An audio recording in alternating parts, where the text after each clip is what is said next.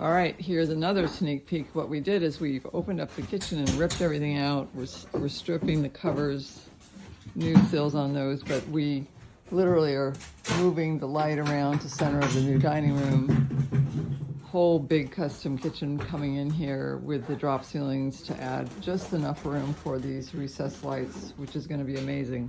This has a metal frame railing, which we take off and then put back in. We're right now planning for starting dropping the ceiling with a laminate on top of it to hide this light, but we're starting the floors the very beginning of December, and Thanksgiving is next week, so this has been a doozy with delays for plumbing we found in the master bath going under the floor, which it's not supposed to. We ran another pipe that goes all the way out and behind that wall with an access panel that you see in the corner. That's for a faucet on the terrace that's winterized. So ciao for now.